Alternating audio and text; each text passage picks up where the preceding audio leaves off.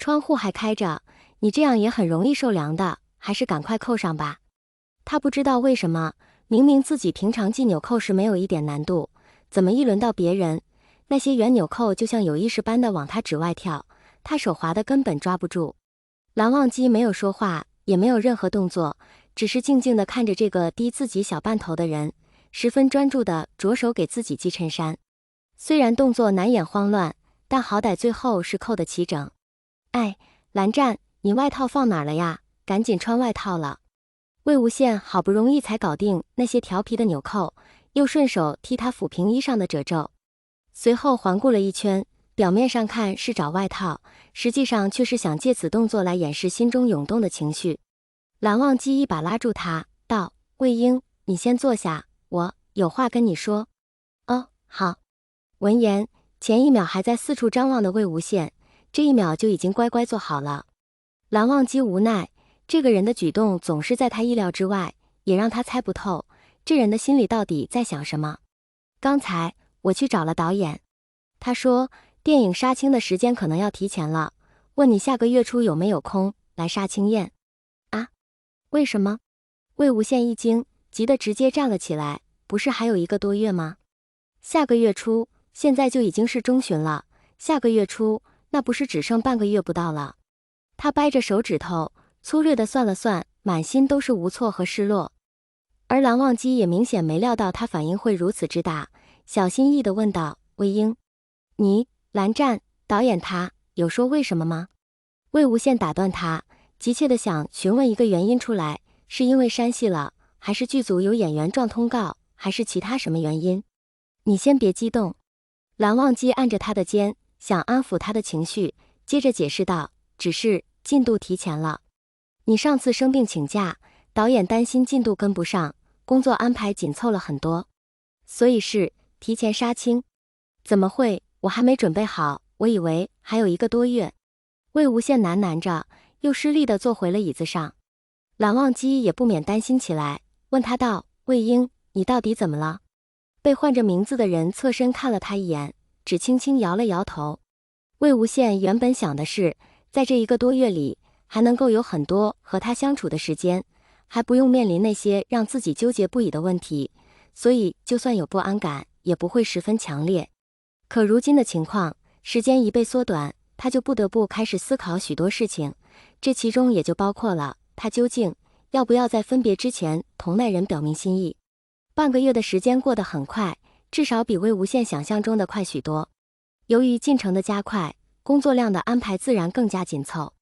两主角的双人戏份在前中期也已经完成的差不多了，所以工作期间，他能见到蓝忘机的次数寥寥无几。大多数见面的机会都是在每次下戏后，两人会互相等对方一起回酒店。而蓝忘机也发现了，魏无羡这一段时间都忧心忡忡。每次思虑再三开口问他，对方脸上的大大笑容又仿佛什么事都没发生一样。杀青的日子很快就来了，好巧不巧，两人的最后一场戏也不在一个场次。魏无羡很快就完成了工作，礼貌地和工作人员互道辛苦了，再和其他演员合个影。只是每每在听到恭喜杀青的祝贺时，他努力挤出的笑容都很勉强，而这份勉强外人看不出，与他朝夕相处的经纪人却是一眼就发现了。温宁知道他今天杀青，特地带了好大一包零食、辣条和鲜花过来，可才一走进片场，看到自家艺人的脸色，脚步就犹豫了。魏无羡好不容易才折腾完，正想去隔壁片场等另一人杀青，转身就看见经纪人呆站在不远处，一动不动。温宁，你什么时候来的？怎么也不提前和我说一声啊？经纪人嘿嘿笑了2声，回道：这不是给魏哥一个惊喜吗？看，都是你平常老喊我买的零食，还有……他叽里呱啦说了一大堆，魏无羡现在也无心去听，盯着他手里捧着的花束，突然问道：这花都是些什么花呀？你怎么还带花来啊？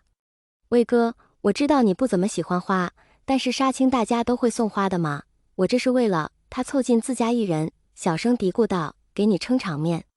那你知道这都是什么花吗？魏无羡看着他手里花花绿绿的颜色，白的、红的、黄的、蓝的都有，可就是认不出来几种。听说的每种花都是有花语的，万一搞错了。想到这儿，他不禁皱了皱眉。我是随便选的。我问过我姐，杀青送什么花合适，她说假花最合适。可怎么能送假花吗？我就去附近花店随便选了选，魏无羡扶额，心道你这也太随便了。不过他的经纪人从来都是这个样子，这份心意毕竟也是难得的。他道：温宁，你跑这么远来接我也辛苦了。这花泥我带一朵走行不？你就在这里等我，东西先放车上就行。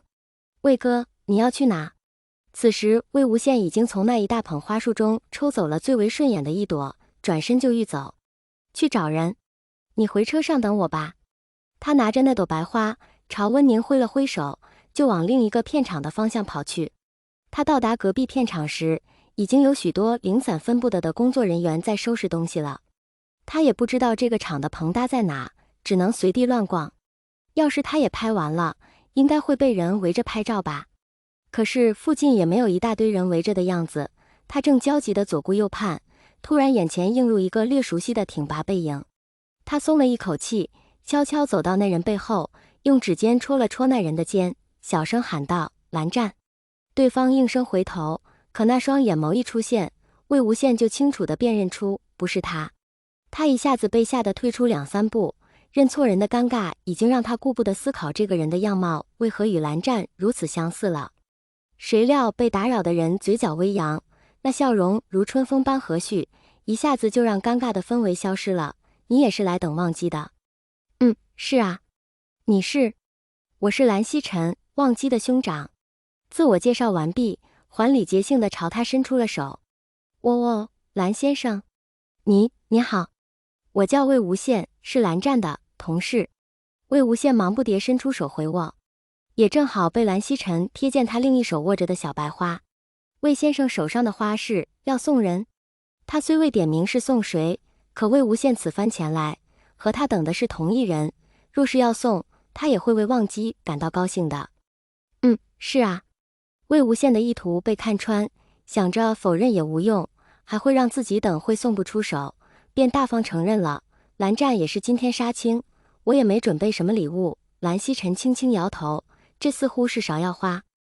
寓意不错，忘机收到后一定会很开心的。为什么？忘机常和我提起你。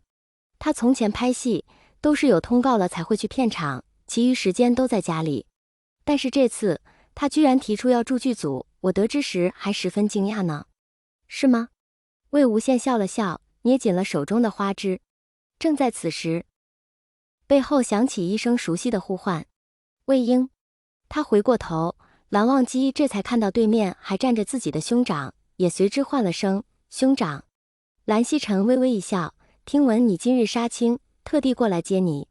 魏先生似乎有话跟你说，老早就过来等着了。那我就先去外面了。魏无羡顿时有些不好意思，因为他其实也才来没多久。